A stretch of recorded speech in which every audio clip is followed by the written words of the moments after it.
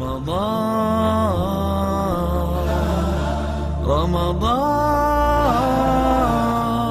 welcome holy month Ramadan. Ramadan yang berkualitas. Karena kita sudah bertahun-tahun, sudah puluhan tahun menyaksikan dan menghadiri puasa Ramadan. Tetapi apakah ada kemajuan di dalam Ramadan kita ini? Namanya introspeksi, evaluasi.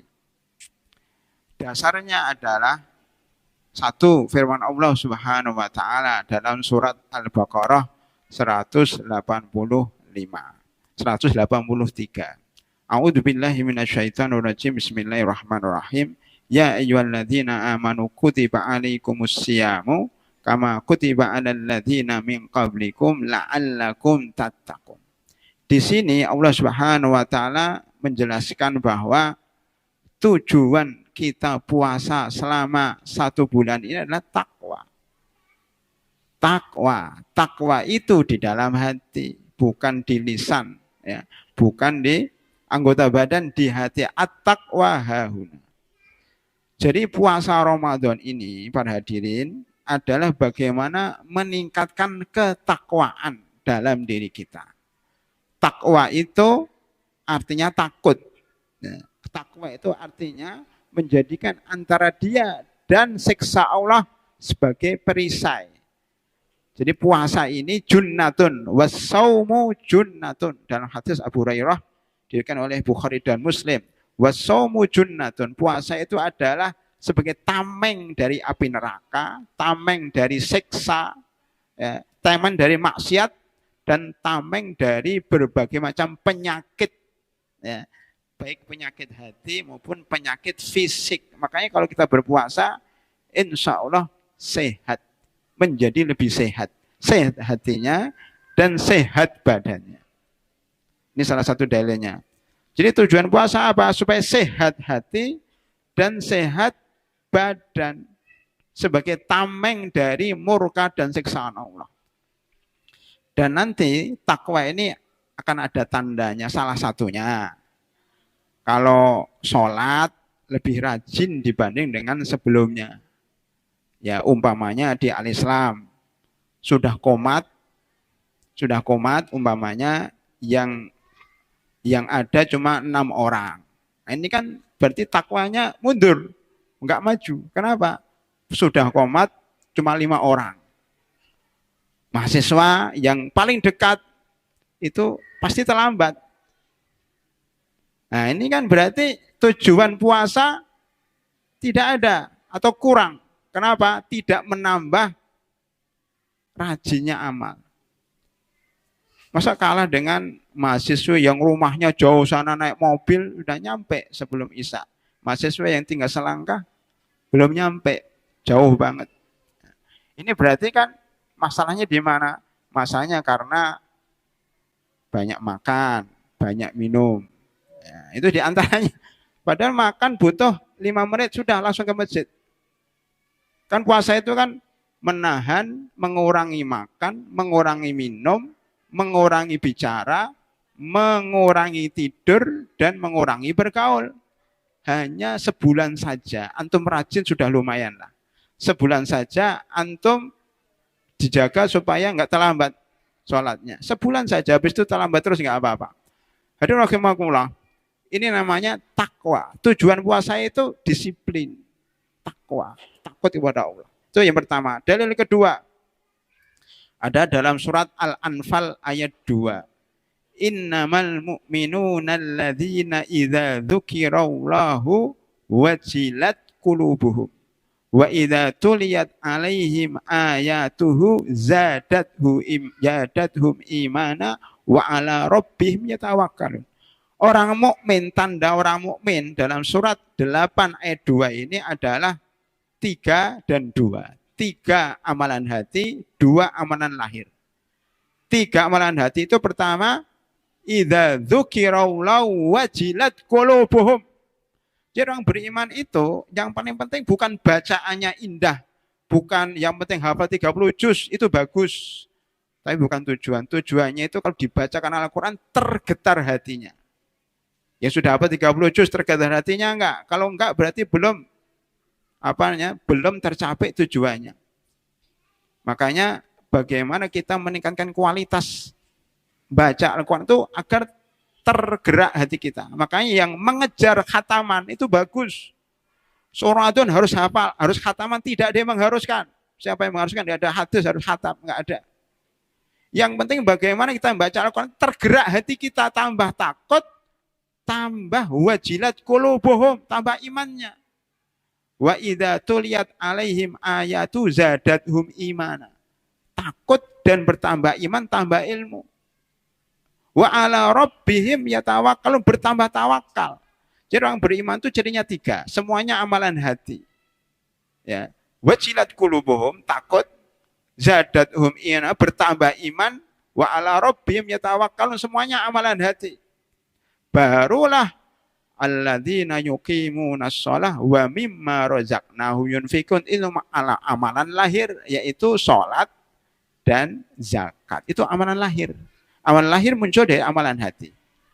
Yaitu nomor 2. Dari nomor 3, kita urutkan ya, ayat tadi 2, 182, 8 ayat 2, sekarang 23 ayat 2. Surah Al-Mu'minun ayat 2. Qad aflahal mu'minun alladzina hum fi salatihim khashi'un. Sungguh sukses orang-orang beriman. Siapa orang beriman itu? Mukminun alladzina hum fi salatihim khashi'un. Orang-orang yang khusyuk dalam salat. Bukan banyaknya rakaat. Kita melihat bagaimana beberapa teman kita sekarang salat tarawihnya sampai berapa rakaat itu, mungkin 50 rakaat, mungkin 2-3 rakaat, mungkin 11 rakaat, tapi ngebut gaspol oleh tadi itu. Gaspol. Gaspolnya bukan di sedekah, bukan di ini, tapi sholatnya wang. Bismillah, Allah Akbar. Enggak ada tumaknina, enggak ada khusyuk. Bukan itu tujuan kita sholat tarawih. Enggak usah banyak, kalau perlu 2 rakaat saja cukup, enggak 11. Yang penting khusyuk. Makanya dulu para ulama ya, dulu sholat nggak lama-lama, maksudnya nggak rakaatnya nggak panjang-panjang, nggak banyak-banyak, tapi berdirinya lama iya. Ya. Umar bin Abdul Aziz, seorang khalifah itu hanya membaca 1 ayat semalaman, karena itu terkesan dalam hatinya. Waqifuhum innahum mas'ulun. Usurul ladina dzalamu wa azwajahum wa ma kanu ya'budun min dunillah wahduhum ila siratil jahim. Waqifuhum innahum mas'ulun. Jadi ayat itu bicara tentang pemimpin-pemimpin yang zalim, yang nanti di akhirat akan dicegat oleh Allah dan akan ditanya di situ. Beliau takut jadi pemimpin zalim, maka beliau menangis semalam suntuk hanya 1 ayat. Ini lebih baik daripada sholat 10 juz, 30 juz semalam, tapi enggak membekas. Jadi yang penting itu membekas dalam hidup kita. Ya. Wa idza dzukirallahu wajilat qulubuhum wa idza tuliyat alaihim ayatu zadathum iman wa ala rabbihim yatawakkalun. Yang ketiga tadi surah Al-Mu'minun ayat 2. Qad aflahal mu'minun alladzina hum fi shalatihim khashi'un. Yang keempat, surat Al-Hujurat ayat 14, surat ke-49 ayat 14. Qalatil a'rabu amanna kullam tu'minu walakin qulu aslamna walamma yadkhulul imanu fi qulubikum. Orang-orang Badui, orang kampung, orang-orang awam di sekitar kita mengatakan, saya sudah beriman kok, saya sudah beriman kepada Allah. Enggak, kamu belum beriman, kamu baru berislam. Apa bedanya iman dengan Islam? Islam itu hanya gerakan, ya sholat, ya puasa, ya zakat, ya haji, tapi formalitas.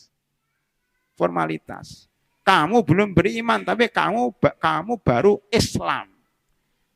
Iman itu belum masuk dalam hati kamu, kata Allah Subhanahu wa taala. Berarti banyak di antara umat Islam di Indonesia ini baru Islamnya Arabi, Islamnya orang Badui.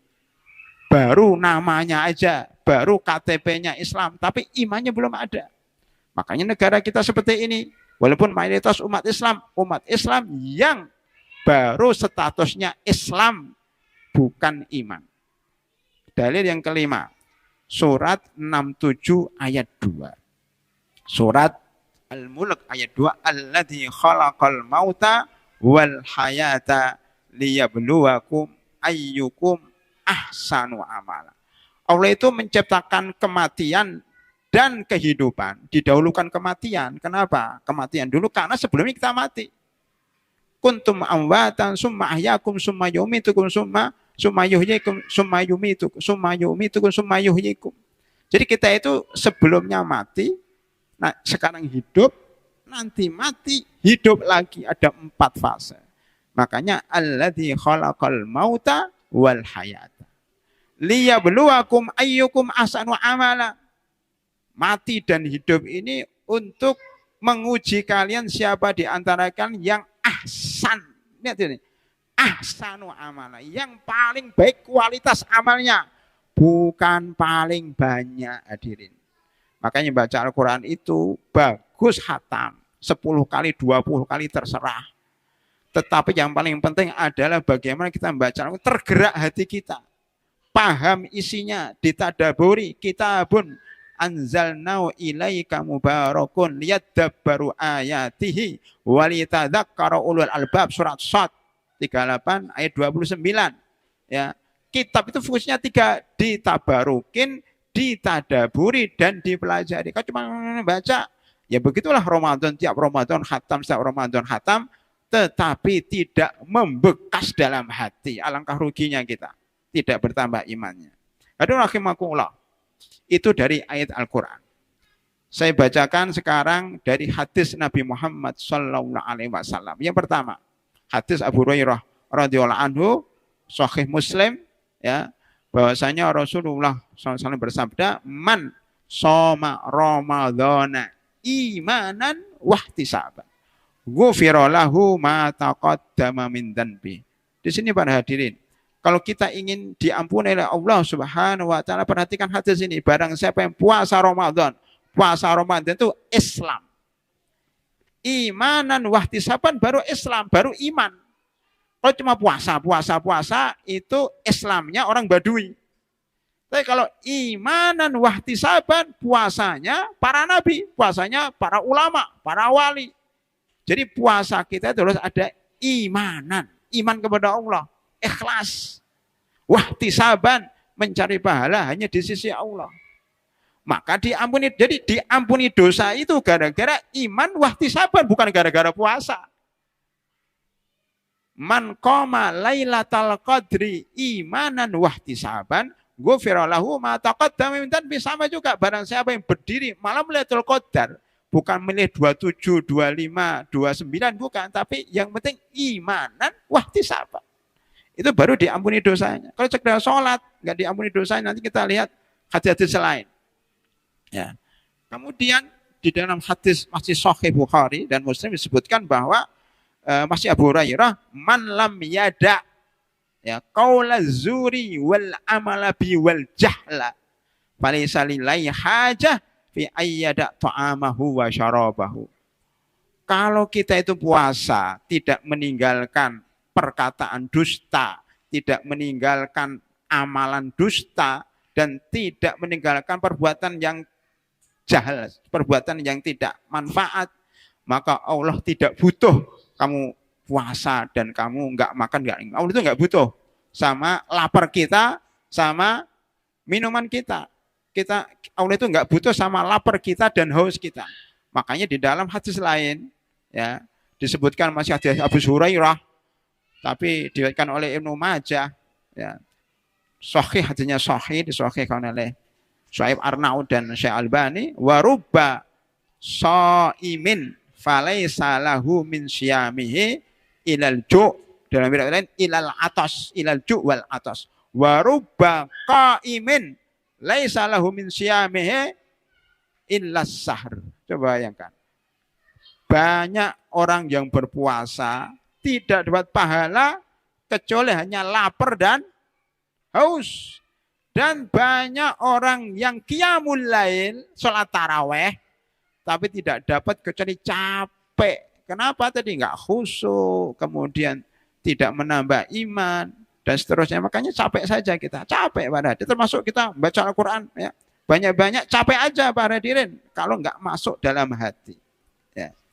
Hadirin rahimakumullah. Ya. Hadis berikutnya. Masih dalam hadis Sahih Ibnu Hibban. Ya. Innallaha la yanduru ila suwarikum wala ila amwalikum walakin yanduru ila qulubikum wa Allah itu tidak melihat bentuk kalian mau tinggi, mau pendek, mau gemuk, mau kurus, ya. Atau tidak melihat kekayaan, mau kaya, mau miskin, Allah itu enggak ngurusi itu.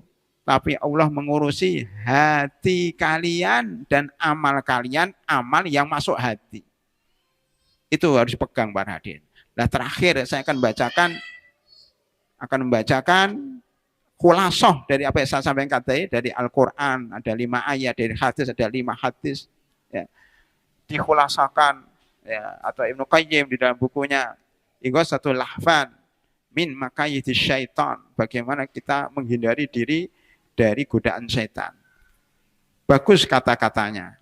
Ya. Min alamati sihhati al-qalbu atau min alamati sihhati al-qalbi, salah satu tanda hati kita itu bersih. Yauma la yanfa'u malun wala banun illa man atallaha biqalbin salim. Itu surat Syu'ara ayat 88. Saya hafal banget itu ayat itu. Ya. Ada hurufnya 88. Itu surat 27 ayat 88. Ya. Yauma la yanfa'u malun wala banun, tidak ada manfaat harta dan anak pada hari itu kecuali yang datang dengan hati yang bersih, hati yang salim, yang sehat. Ibnu Qayyim mengatakan min alamati sihhatil qalbi. Ini perhatikan, ini penting Pak, kalau bisa dihafal. Salah satu tanda kebersihan hati, kesehatan hati, kan yang penting kan hati kita, adalah apa? Ayyakuna ihtimamuhu bitashihil amali a'zamu min ihtimamihi bil amal. Terjemahannya, salah satu tanda sehatnya hati kita, dia lebih memperhatikan kualitas amal daripada kuantitas amal. Itu terjemahan bebas. Perhatian dia kepada kualitas amal lebih besar daripada kuantitas amal. Mendingan dia itu amalnya benar walaupun dikit daripada banyak tapi enggak benar. Kalau bahasa kita itu mendingan beli barang itu yang mahal, ya, tapi awet, daripada beli banyak murahan tapi enggak awet. Itu bahasa, ya, bahasa orang sekarang. Kalau bahasa orang-orang bertakwa, mendingan kita beramal dikit tapi benar, diterima oleh Allah karena ikhlas, karena khusyuk, karena membekas. Ramadan ini mendingan baca Al-Quran dikit, gitu bahasanya.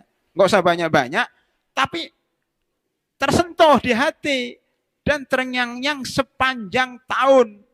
Oh, saya dulu mendengar ceramah atau mendengar satu ayat terdetik dalam hatiku sampai sekarang. Namanya ayat-ayat favorit, ayat-ayat yang memang masuk dalam hati. Itu penting para hadirin.